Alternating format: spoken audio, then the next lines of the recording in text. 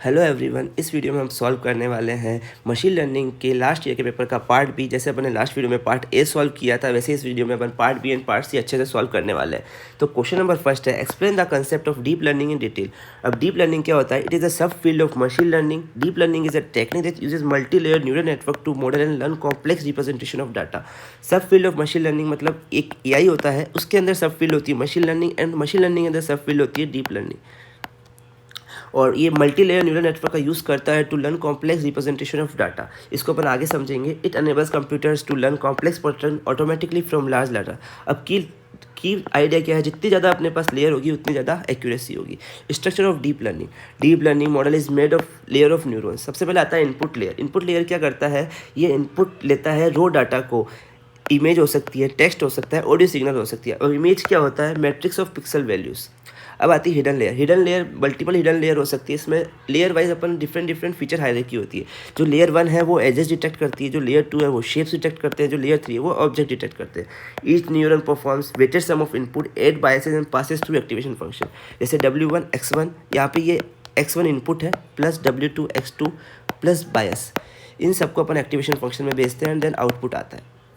इसके अंदर multiple layer हो सकती है, जैसे अपन ने समझा था। And output layer, this is the final layer of deep learning. It producer result. अपन अपना कौन सी प्रॉब्लम है, क्लासिफिकेशन प्रॉब्लम है तो वो या तो कैट या डॉग ऐसा कुछ देगा, या रिग्रेशन प्रॉब्लम है तो वो पॉइंट में आंसर्स देगा, मतलब इंटीजर्स में वैल्यू देगा। What do you mean by reinforcement learning? Also explain the model based reinforcement learning. अब आता है री इन्फोर्समेंट लर्निंग होता क्या है? It is a type of machine learning in which agent learns to make decision by interacting with an environment and receiving rewards और penalty based on in action. अब क्या होता है कि जो अपना एजेंट है या जो मॉडल है वो एनवायरनमेंट से इंटरेक्ट करता है और फिर अपने जो मॉडल है उसको ट्रेन करता है। उसके अब इस एनवायरनमेंट से इंटरेक्ट कर रहा है, अगर वो सही से इंटरेक्ट कर रहा है मतलब वो सही डायरेक्शन पर जा रहा है गोल की तरफ, तो उसको रिवॉर्ड्स मिलता है, नहीं तो पेनल्टीज मिलती है। अब इसके अंदर की कंपोनेंट, सबसे पहले आता है एजेंट, जो अपना लर्नर है, जो एआई मॉडल है। एनवायरनमेंट, जिसके साथ वो अपना इंटरेक्ट कर रहा है, एक्शन कि अब अपना एजेंट क्या करने वाला है, और रिवॉर्ड जो उसको फीडबैक मिल रहा है, गुड और बैड रिजल्ट। वर्किंग क्या होती है? सबसे पहले वो एक्शन परफॉर्म होता है एनवायरनमेंट में, अगर वो सही एक्शन परफॉर्म हुआ तो उसको रिवॉर्ड मिलती है, पेनल्टी मिलती है। उसके अकॉर्डिंग अपन पॉलिसी को अपडेट करते हैं, अपनी स्ट्रेटेजी को इंप्रूव करते हैं। अब आता है रियल लाइफ एग्जांपल। समझ लो अपन को एक ट्रेन करना है डॉग को, तो अपन उसको कमांड देते हैं बैठने की। अगर वो सही से बैठ जाता है तो उसको ट्रीट मिलेगी, अगर वो सही से नहीं करता तो उसको ट्रीट नहीं मिलेगी, पेनल्टी मिलेगी। After many try the dog learns the correct behaviour. अब आता है model based reinforcement learning.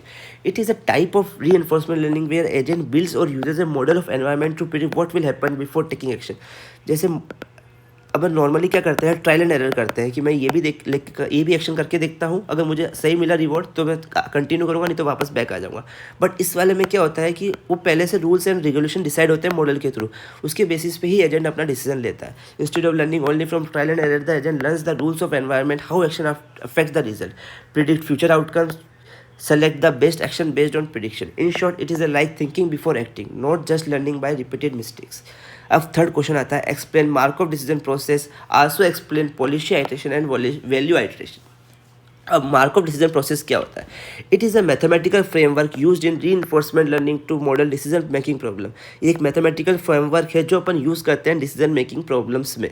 Where outcome depends on current action and state, मतलब जो अपना आउटकम है, जो अपना रिजल्ट है, वो पास्ट पे डिपेंड नहीं करता, या तो अपने जो करंट स्टेट है उस पर डिपेंड करेगा, या करंट अपना जो एक्शन लेने वाले उस पर डिपेंड करेगा। अब की कंपोनेंट्स क्या आते हैं? सबसे पहले आता है स्टेट, जो अपनी प्रेजेंट स्टेट है एजेंट की, वो दिखाता है इसके अंदर। एक्शन, अपना एजेंट क्या एक्शन लेने वाला है, उसके पास क्या चॉइसेस है, वो दिखाता है। रिवॉर्ड, जो अगर या तो उसको फीडबैक रिवॉर्ड मिलेगा, वो एक्शन लेने के बाद वो पॉजिटिव भी हो सकता है और वो नेगेटिव भी हो सकता है।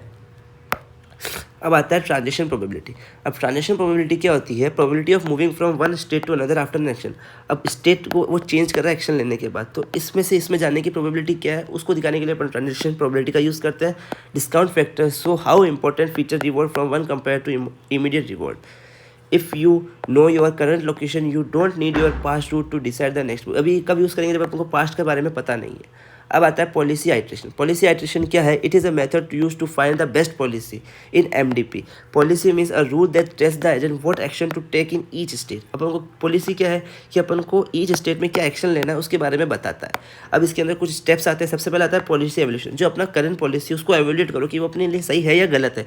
अगर सही नहीं है तो उसका इंप्रूवमेंट करेंगे। Update the policy bye selecting better action based on calculated value. Repeat this steps until the policy stops changing. जब तक अपनी पॉलिसी चेंज करना बंद हो जाए तब तक उसको रिपीट करना है। अब आता है value iteration, another method to find the best policy but it updates value directly instead of evaluating full policies first. The core idea uses the Bellman optimally principles to update values. अब core idea क्या है, maximum of submission of probability of state change हो रहा है, ये next state to current state है, and reward है, ये रिवॉर्ड फंक्शन होता है, और ये अपने जैसे डिस्काउंट फैक्टर पढ़ा था, तो इसके अंदर रिवॉर्ड क्या मिल रहा है उस सेक्शन पे जाने के लिए इसको ऐड करता है। ये फॉर्मूला आप देख लेना और अच्छे से याद कर लेना। Explain the concept of feature selection use in machine learning. अब फीचर सिलेक्शन क्या होता है कि अपन को सिर्फ जो इंपॉर्टेंट फीचर है उसको सेलेक्ट करना है वेरिएबल फीचर्स में से। Feature selection is the process of choosing the most important input features from a data set by removing irrelevant और अननेसेसरी वन। इसकी वजह से क्या होता है, इनरिलेवेंट और अननेसेसरी वन की वजह से क्या होता है, अपने जो मॉडल है वो ट्रेनिंग होने में ज़्यादा टाइम लेता है और वो अच्छे से परफॉर्म नहीं कर पाता। Why it is important, feature selection helps to improve model accuracy, remove irrelevant features, reduces noise, reduce training time, fewer features faster than computation, avoid overfitting. Too many features can make the model memorize the data instead of learning patterns. Simplifies the model, make result easier to understand. Model को simplify कर देता है ताकि अपने result को easily समझ सके। Example, suppose you want to paid house prices, you में फीचर्स लाइक हाउस साइज हो सकता है, नंबर ऑफ रूम हो सकता है, लोकेशन हो सकता है, ओनर्स का फेवरेट कलर हो सकता है, हाउस आईडी नंबर हो सकता है। अब अपन को प्राइस को प्रिडिक्ट करना है तो अपन जानते हैं ये तो हाउस साइज तो बहुत इंपॉर्टेंट है, नंबर ऑफ रूम्स भी इंपॉर्टेंट है, लोकेशन भी इंपॉर्टेंट है, बट ओनर्स का फेवरेट कलर उससे क्या मतलब, तो इस फीचर्स को अपन हटा देंगे। और उस आईडी का नंबर क्या उससे भी क्या मतलब, तो इसको भी हटा देंगे। अब आता है how the decision tree algorithm work, explain it with the help of an example. What is the role of entropy in information gain in decision tree. अब आता है डिसीजन ट्री एल्गोरिथम क्या होता है, एक तरह का ये क्लासिफिकेशन एल्गोरिथम है, या डिसीजन ट्री से machine learning algorithm, supervise learning algorithm भी बोलते हैं। Is a machine learning algorithm that split data into small group based on condition to make prediction. इसके अंदर क्या करता है, जो अपन डाटा है उसको स्मॉल ग्रुप में स्प्लिट करता है कुछ कंडीशन के बेसिस पे। अब इसको से स्प्लिटिंग करता है, वही सबसे इंपॉर्टेंट क्राइटेरिया है, उसको ही अपन को डिसाइड करना है डिसीजन ट्री में to make a model train on decision tree. It looks like a tree structure with branches representing decision. जो इसके अंदर ब्रांचेस होती है वो डिसीजन को रिप्रेजेंट करती है, जो इसके अंदर लीफ नोट्स होती है वो डाटा को रिप्रेजेंट करती है। Explanation with real time example, data set example. अपने से अपन एग्जांपल लेते हैं रियल टाइम। अपने पास स्टडी आवर दे रखा है, या तो वो बहुत ज़्यादा पड़ेगा या बहुत कम पड़ेगा, अटेंडेंस की या तो गुड होगी या पुअर होगी, रिजल्ट या तो उसकी पास होगा या फेल होगा। अब अपन इसमें क्या देख रहे हैं, सबसे पहले अपन जो अटेंडेंस के बेसिस पे डिसीजन ट्री को तोड़ने का ट्राई करते हैं। The algorithm check which feature best separate pass and fail. कौन सा एल्गोरिथम चेक करेगा, या तो स्टडी हावर के बेसिस पे अच्छे से हो रहा है या अटेंडेंस के बेसिस पे। बट अपन फॉर सिंप्लिसिटी अभी अटेंडेंस ले लेते हैं। Suppose attendance is selected first, then split data into good and poor attendance. अब जैसे अटेंडेंस को सबसे पहले सेलेक्ट किया तो या तो अटेंडेंस गुड हो सकती है या पुअर हो सकती है। अगर उसकी अटेंडेंस गुड है तो वो 100% पास ही होगा, 100% पास ही होगा। अगर उसकी अटेंडेंस पुअर है तो वो पास भी हो सकता है, फेल भी हो सकता है। तब वो अपन को स्टडी हावर का यूज़ लेना पड़ेगा, अगर हाई है तो वो पास हो जाएगा, अगर लो है तो वो फेल हो जाएगा। आगे समझ में। अब अपन चलते हैं role of entropy in decision tree. Entropy का रोल क्या है, सो एंट्रोपी अपन को हेल्प करता है to measure impurity and randomness. अपने जो डाटा है उसके अंदर कितनी ज़्यादा इम्प्योरिटी है, कितनी ज़्यादा रैंडमनेस, उसको हेल्प मेजर्स करने के लिए एंट्रोपी हेल्प करता है। तो इसको मेजर करने का फॉर्मूला होता है submission of probability of data point log of P I. अब इसमें पी आई कैसे निकालते हैं कि जो अपनी अब मैं इस एग्जाम्पल से आपको पी आई निकालना सिखाता हूँ। अब अपन को रिजल्ट का पी आई निकालना है तो टोटल नंबर ऑफ, अगर पास का निकालना है तो 3/4 आ जाएगा, फेल का निकालना है तो 1/4 आ जाएगा। ऐसे करके अपन सबमिशन करते जाते हैं, एंट्रोपी कैलकुलेट कर लेते हैं।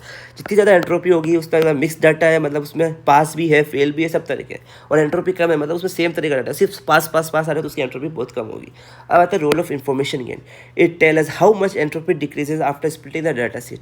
अगर अपन डाटा सेट को स्प्लिट कर रहे हैं, इन्फॉर्मेशन गेन हुआ, इन्फॉर्मेशन गेन रेशियो हुआ, गिनी इंडेक्स हुआ, इन सब जो है इन सबको अपन यूज़ करते हैं कि अपन को डाटा सेट को स्प्लिट कैसे करना है। Information gain, reduction in uncertainty after splitting that decision tree, select the feature with the highest information gain. अब आता है question number 6, explain the working principle of probabilistic clustering in machine learning with example. अब probabilistic clustering क्या होता है, इसको समझने के लिए अपन समझ सकते हैं कि ये प्रोबेबिलिटी डिस्ट्रीब्यूशन पे बेस्ड होता है। स्टेप बाय स्टेप वर्किंग देखते हैं। अब जैसे अपन को जो के क्लस्टरिंग होता है उसके अंदर अपन को सबसे पहले क्लस्टर डिसाइड करना पड़ता है, नंबर ऑफ क्लस्टर डिसाइड। इसके अंदर अपन को वो डिसाइड नहीं करने, असाइन प्रोबेबिलिटी, अब जितना भी डाटा पॉइंट है उसको एक अपन प्रोबेबिलिटी दे देते हैं to each cluster. Update cluster parameter the algorithm calculate cluster set and spread based on probabilities, recalculate probabilities. अब जितनी भी अपन ने क्लासेस की प्रोबेबिलिटीज निकाली थी, अब अपन उसको वापस रिकैलकुलेट करेंगे अगर न्यू क्लस्टर इन्फॉर्मेशन, और इस चीज़ को अपन रिपीट करते जाएंगे। अब इसका एग्जांपल देखते हैं। Suppose we want to calculate cluster student based on marks. अपने ये जो मार्क्स है उसके बेसिस पर अपन क्लस्टर करना चाहते हैं। तो स्टूडेंट ए है, उसके 90 मार्क्स आए, स्टूडेंट बी उसकी 85, स्टूडेंट सी है वो 40, स्टूडेंट डी है 35 एंड स्टूडेंट ई है 60। अब अपन ने दो क्लस्टर बनाए, एक हाई मार्क्स वाला एंड लो मार्क्स वाला। अब जो स्टूडेंट ए है उसके अगर 90 मार्क्स आए तो उसकी प्रोबेबिलिटी ऑफ हाई मार्क्स कितनी है 0.95, और लो मार्क्स की प्रोबेबिलिटी क्या है 0.05। तो इसकी प्रोबेबिलिटी ऑफ हाई ज़्यादा है तो इसको अपन हाई वाले क्लस्टर में डाल देंगे, और बी की भी हाई वाली ज़्यादा है तो उसको भी हाई वाले क्लस्टर में डाल देंगे। अब सी की लो वाली ज़्यादा है तो उसको लो में डाल देंगे, एंड डी वाले की लो वाली ज़्यादा है तो अपन लो में डाल देंगे, एंड ई वाली इक्वल है तो अपन किस में भी डाल सकते हैं, instead of assigning one cluster directly. What is the use of PCA in machine learning, give the step of PCA algorithm. अब पीसीए क्या होता है, पीसीए अपन बहुत तरह के यूज़ करते हैं। तो इसको हाई डायमेंशनल डाटा को रिप्रेजेंट करने के लिए भी यूज़ करते हैं, फीचर एक्सट्रैक्टिंग के लिए या फीचर सिलेक्शन के लिए भी यूज़ करते हैं। Is a technique use to reduce the number of features. और जैसे नंबर ऑफ फीचर्स को रिड्यूस करें तो फीचर सिलेक्शन के लिए यूज़ करते हैं, while keeping the most of important information. अब कुछ यूजेस देखते हैं, जैसे अभी मैंने ऊपर बताया। Dimensionality reduction, reduce large number of feature into fewer variables, remove redundant features, element feature that carry similar information. जो सेम टाइप की इन्फॉर्मेशन उसका कोई काम नहीं है डाटा सेट में तो उसको हटा देता है। स्पीड अप मॉडल ट्रेनिंग, और जैसे उसने जो इंपॉर्टेंट फीचर्स नहीं उसको हटा दिया तो फीचर्स कम हो गए, तो अपनी जो कंप्यूटेशन है वो फास्ट हो जाएगी और ट्रेनिंग स्पीड अप हो जाएगी।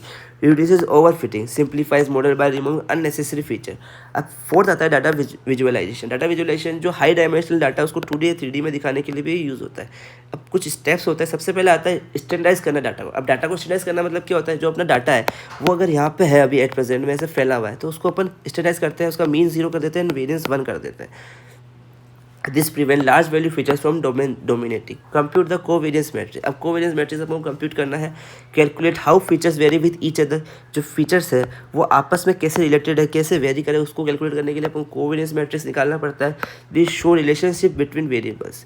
Compute eigen values and eigen vectors. अब eigen values क्या होता है, directions of new features, and eigen values क्या होता है, importance of each direction. This define the principal components. अब अपन क्या करते हैं, सॉर्ट करते हैं आइगन। अपन आइगन वैल्यूज कैलकुलेट कर लिया, आइगन वेक्टर्स कैलकुलेट कर लिया। अब जितनी भी अपन आइगन वैल्यूज कैलकुलेट करिए उसको सॉर्ट करेंगे, arrange eigen values in descending order. Set top eigen value with largest eigen values, set top eigen vectors with the largest eigen values, form principal component, select k largest eigenvectors to form new feature space. These are called principal components. Transform the data, multiply original data with selected eigenvector. This produces the reduced data set. अब अपन solve करते हैं part सी।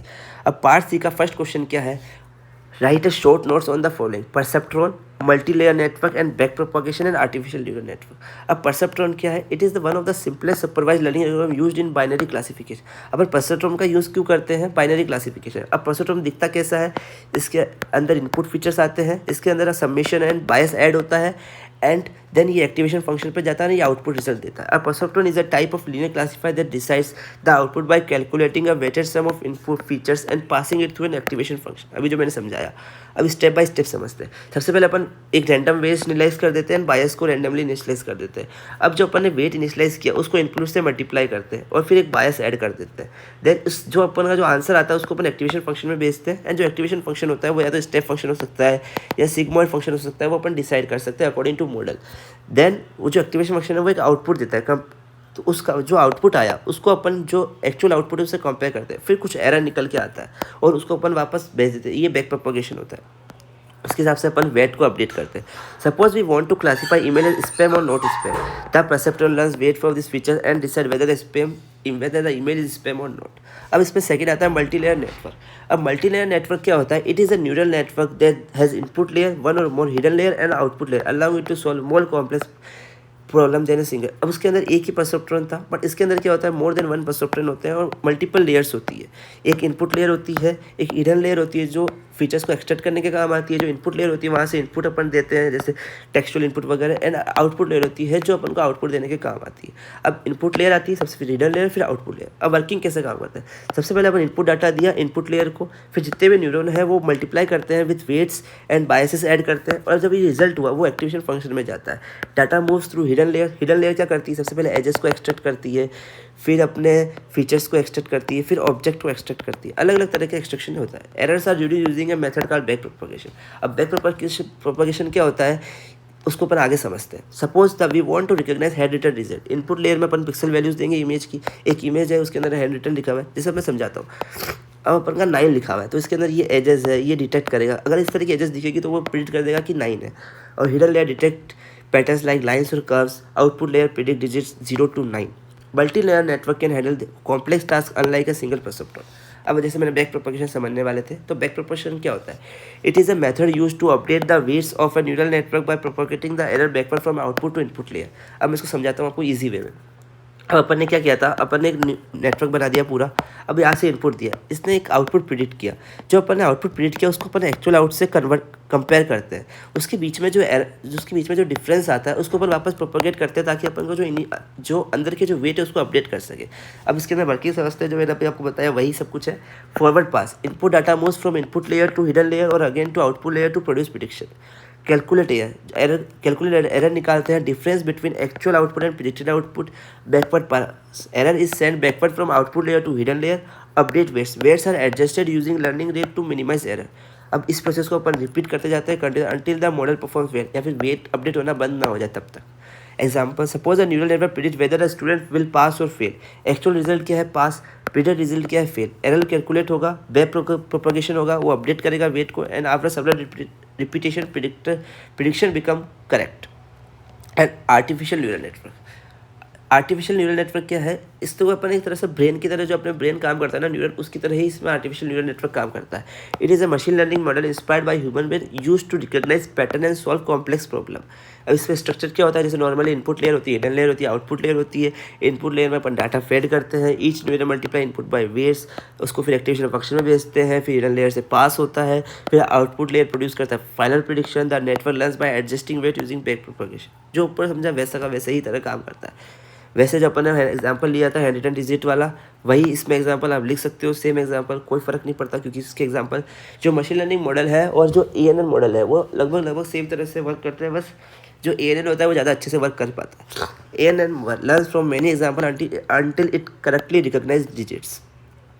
अब second question आता है, what is the role of SARSA state action reward state action in machine learning? Differentiate between SARSA and Q learning. अब SARSA क्या है? SARSA is a reinforcement learning algorithm use to learn the best action to take in different situation so that the total reward is maximise.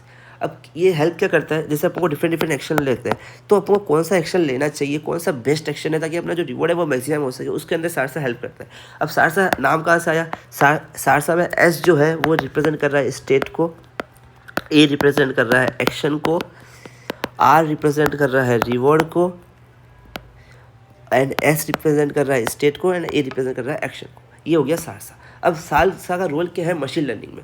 सबसे पहले आता है learning optimal policies. SARSA helps an agent learns the best action to take each step by maximizing rewards over time. A robot learn how to move through a maze without hitting walls. अब अपन इसका example समझते हैं। जैसे एक अपने पास एक मेज दे रखी, अब यहाँ पे एक रोबोट है, उसको यहाँ तक पहुँचना है, लेकिन वो ये जो वॉल है उसको क्रॉस नहीं कर सकता, और यहाँ पे फायर वगैरह है, यहाँ पे कुछ और ऑब्स्टेकल है, तो वो ऑब्स्टेकल में भी नहीं जा सकता। तो वो कौन सा बेस्ट पाथ लेगा कि वो वहाँ तक पहुँच जाए? ये इसका एग्जाम्पल हो सकता है। अब आता है online learning. SARSA update its knowledge during interaction not after finishing all step. This make it useful in real time system robotics game play. अब जैसे अपन है वो कार्स होती है ना टेस्ला की, जो ऑटोमेटिक चलती है, उसके अंदर भी इस तरह का यूज़ किया जा सकता है। Safe learning on policy learning. SARSA is an on policy algorithm meaning it learns using the same action it actually takes. It consider the risk of exploratory moves because of this. SARSA often learn safe behaviour than some other algorithm. ये safe behaviour को भी learn करता है और other algorithms नहीं कर पाती। अब आता है हैंडलिंग सिक्वेंशियल डिसीजन प्रॉब्लम। जो सिक्वेंशियल डिसीजन प्रॉब्लम होती है उसको हैंडल करने के लिए भी ये बहुत हेल्पफुल होता है। SARSA is useful when decision happen in steps where each action affect the next step. मतलब क्या होता है कि अपन एक एक्शन लिया, उसका कुछ आउटपुट आया, अब जो ये आउटपुट आया वो नेक्स्ट स्टेप्स में ट्रांसफर होता है, नेक्स्ट एक्शन लेने में हेल्प करता है। तो उस तरह की जो प्रॉब्लम्स होती है उसमें भी ये हेल्प करता है। नेविगेशन सिस्टम हुआ, ऑटोनोमस व्हीकल हुआ, इंडस्ट्रियल कंट्रोल सिस्टम हुआ। अब सारसा का एक फॉर्मूला होता है, ये थोड़ा लेंदी फॉर्मूला है, अगर आप चाहो तो इसे याद कर सकते हो, बट मेरे हिसाब से आपको याद करना चाहिए। 10 नंबर में लिखोगे तो आपको मार्क्स फुल में से फुल मिलने के चांस रहेंगे। तो ये क्या होता है, क्यू ऑफ ऐसे क्या है, जो अपनी करंट वैल्यू क्या है, and Q of S dash and A dash क्या है कि अपने जो एक्शन लिया उसके बाद अपन जो एस डैश स्टेट पे गए उसकी वैल्यू क्या है। इसमें आर क्या है, रिवॉर्ड है, एंड गामा क्या है, वो डिस्काउंट फैक्टर है। अब इस सबको आप देख लेना फॉर्मूले को अच्छे से। Imagine a game player learning to move in a grid, मतलब एक गेम प्लेयर है जो लर्निंग कर रहा है मूव ग्रिड करने में। वो करंट पोजीशन में, अब वो जैसे अपना एक ग्रिड ले लेते हैं, अपना एक जो गेम प्लेयर है वो यहाँ पे खड़ा है, वो ऊपर जा सकता है, राइट जा सकता है, लेफ्ट जा सकता है, एंड डाउन जा सकता है, इस तरह के जा सकता है। अब उसको अगर वो सही तरीके से जाता है तो उसको +10 मिलेगा, अगर वो गोल की तरफ जा रहा है। अगर वो सही नहीं जा रहा है तो उसको -1 मिलेगा, और नेक्स्ट स्टेट क्या होगी, न्यू पोजीशन। अब इसके बीच में एक डिफरेंस है, वो अपन देख लेते हैं। सबसे पहले सारसा एंड क्यू लर्निंग का बीच का डिफरेंस। सारसा क्या होता है, on policy learns the value of policy big followed including exploration actions. Of policy, ये ऑन पॉलिसी होता है, ये ऑफ पॉलिसी होता है। ऑफ पॉलिसी मतलब क्या होता है, learns the optimal policy regardless of the agent current action. ये फॉर्मूला आप जैसे अभी ऊपर समझा है वैसा ही इसका ये फॉर्मूला है, बस यहाँ पे ये लास्ट में ये जो आती है ना वो इसमें नहीं आता, इसमें मैक्स ऑफ ए डैश आता है। अब आता है policy dependence, strongly tied to agent current policy, greedy, independent of agent current policy, directly estimates the optimal policy. It affects learning because the next action is selected by current policy. It does not affect learning because the update uses the maximum Q value, not the exploratory action. ये more conservative है, ये more aggressive है. Useful when the agent must learn while following. Useful when agent aims to learn the optimal policy regardless of current exploration. If the agent select a random exploratory action, SARSA update based on that exploration. If the agent select a random exploratory action, Q learning still update as if had to select the best action. अब आता है, मतलब उसका मतलब मैं समझा देता हूँ एक बार वापस कि जो सारसा है, अगर अपना जो एजेंट है उसने एक रैंडम एक्शन लिया है, रैंडम एक्सप्लोरेटरी एक्शन लिया है, तो जो सारसा है वो अपडेट भी उसके अकॉर्डिंग करेगा। बट जो क्यू लर्निंग है वो उसके बेसिस पे अपडेट नहीं करेगा, वो पहले से ही जो उसकी जो बेस्ट एक्शन सेलेक्ट किया है वो उसके बेसिस पे करेगा। अब आता है question number 3, explain the PC in machine learning and how to evaluate machine learning algorithm. PC क्या होता है, ये डायमेंशन रिडक्शन टेक्निक है use to reduce the number of features in a data set by keeping the most important features. जैसे अपने ऊपर इसके uses पढ़े थे कि ये डायमेंशन ये ट्रेनिंग को फास्ट कर देता है और ओवरफिटिंग को रिड्यूस कर देता है और हाई डायमेंशनल डाटा को 2D 3D में रिप्रेजेंट करने के लिए यूज़ करता है। उसी तरह पीसी है। अब PCA converts many variable into few new variables without losing much data information. अब इसके स्टेप्स क्या होते हैं, जो अपन ने ऊपर देखे थे, वो पहले मीन एंड वेरिएंस को 0 एंड 1 करेगा, फिर कोवेरियंस मैट्रिक्स को कैलकुलेट करेगा, फिर eigen value and eigen vectors को निकालेगा, फिर उस आइगन वैल्यूज को सॉर्ट करेगा और सेलेक्ट टॉप कंपोनेंट करेगा और ट्रांसफर करेगा ओरिजिनल डाटा को, project data into selected component. Example देख सकते हैं, suppose the data set is high weight and VMI. These are the related features PC can combine into PC1 and PC2। अब PC1 में क्या जा सकता है, body size factor, height and weight को अलग रख सकता है और BMI को अलग रख सकता है। तो 3 फीचर्स को 2 फीचर्स में रिड्यूस कर देगा। Reduce number of features, remove redundant bits, improve model speed and reduce overfitting, वही जो ऊपर देखा था। अब आता है डिसएडवांटेज क्या है, लॉस ऑफ सम इन्फॉर्मेशन हो सकती है। अगर हम फीचर्स को कम करें तो ऐसा हो सकता है कि कुछ फीचर्स को लूज कर दे, अभी कुछ मतलब परफॉर्म करने के बाद ही आपको एक्सपीरियंस पता लगता है। Hard to interpret new features, work best with linear data. अब कुछ एवोल्यूशन मेथड्स होते हैं कि अपन मशीन लर्निंग एल्गोरिथम अपना अच्छा है या नहीं उसको देखने के लिए। सबसे पहले आता है train test split. Train test split में क्या करता है, जो अपना डाटा दे रखा है, जैसे अपने डाटा में 100 पॉइंट्स दे रखे, 100 डाटा सेट दे रखा है, तो उसमें अपन क्या करते हैं, जो 70 है उससे अपन ट्रेन कर देते हैं और जो 30 है उसके ऊपर अपन टेस्ट कर देते हैं। 70 for training and 30% for testing. अब आता है क्रॉस वैलिडेशन। अब अपने जो डाटा सेट दे रखा है उसको अपन के पार्ट में डिवाइड कर देते हैं। इसके अंदर जो K-1 फॉल्स है उसको तो अपन यूज़ करते हैं ट्रेनिंग के लिए, और जो के वाला फॉल्स है, जो एक फॉल्ट बच गया, उसको अपन यूज़ करते हैं टेस्ट के लिए और उसको के टाइम रिपीट करते हैं और जितना भी अपना रिजल्ट आया उसको एवरेज कर लेते हैं। अब आप पूछोगे अपन के की वैल्यू कितनी लेनी चाहिए, तो आप 5 ले सकते हो या 10 ले सकते हो। अब आती है परफॉर्मेंस मैट्रिक्स। परफॉर्मेंस मैट्रिक्स में अपने बहुत तरह की डिफरेंट मैट्रिक्स होती है, जैसे एक्यूरेसी हो गया, प्रिसीजन हो गया, रिकॉल हो गया, F1 स्कोर भी होता है। एक्यूरेसी क्या होता है, मेजर्स ओवरऑल करेक्टनेस, कि अपने जैसे एक अपन ने कन्फ्यूजन मैट्रिक्स पढ़ी थी पार्ट ए में, जिसके अंदर टोटल पॉजिटिव दे रखा होता है, टोटल नेगेटिव, ट्रू पॉजिटिव दे रखा होता है, ट्रू नेगेटिव दे रखा होता है, फॉल्स पॉजिटिव दे रखा होता है, फॉल्स नेगेटिव दे रखा होता है। तो एक्यूरेसी क्या होती है, करेक्ट प्रेडिक्शन क्या है, टोटल प्रेडिक्शन क्या है, मतलब अपन ने कितना टोटल ट्रू पॉजिटिव किया है और ट्रू नेगेटिव किया है, इन दोनों को जोड़ के जो निकलता है, और टोटल प्रेडिक्शन, इन चारों को जोड़ लो। अब आता है precision, measures correctness of positive precision. अपना ट्रू पॉजिटिव क्या है डिवाइड बाय ट्रू पॉजिटिव क्या है प्लस फॉल्स पॉजिटिव क्या है। रिकॉल क्या होता है, ट्रू पॉजिटिव क्या है डिवाइड बाय ट्रू पॉजिटिव क्या है फॉल्स नेगेटिव क्या है। अब F1 क्या है, अब प्रिसीजन है, रिकॉल है, इन दोनों के बीच का बैलेंस क्या है, F1 स्कोर। F1 स्कोर क्या फॉर्मूला क्या होता है, 2 into precision into recall upon में प्रिसीजन प्लस रिकॉल, ये याद रखना। अब आता है consider an example where 5 week sales data is given as shown in figure. अपन को फर्स्ट वीक में इतनी सेल हुई, सेकंड वीक में इतनी सेल हुई, थर्ड में इतनी हुई, फोर्थ में इतनी हुई एंड फिफ्थ में इतनी हुई। अब अपन को निकालना है कि 7th एंड 12th में कितनी होगी, तो अपन इसमें लीनियर रिग्रेशन परफॉर्म करना है। अब लीनियर रिग्रेशन परफॉर्म करने के लिए अपन को सबसे पहले तो वाई, लीनियर रिग्रेशन का फॉर्मूला क्या होता है, a प्लस बी एक्स। तो अपन को इसमें बी पता करना पड़ेगा और ए पता करना पड़ेगा, मतलब स्लोप एंड इंटरसेप्ट निकालनी पड़ेगी। तो उसके कुछ फॉर्मूलेज होते हैं, तो उसके लिए अपन देखते हैं। सबसे पहले अपन को अगर स्लोप एंड इंटरसेप्ट निकालना, सबसे पहले अपन को मीन निकालना पड़ेगा। तो मीन निकालने के लिए 1 + 2 + 3 + 4, ये अपन ने सारे वीक्स को जोड़ दिया और उसको डिवाइड बाय कर दिया 5। तो ये अपना मीन निकल के आ गया एक्स का। अब वाई का मीन निकालने के लिए इन सबको जोड़ दिया और 5 से डिवाइड कर दिया, तो वो आ गया 2.52। अब आता है एक्स, अपने पास मीन निकल गया और वाई मीन निकल गया। अब अपन स्लोप कैलकुलेट करते हैं। स्लोप कैलकुलेट करने का फॉर्मूला होता है summation of xi minus x bar product में yi minus y bar divide by xi minus x by का होल स्क्वायर।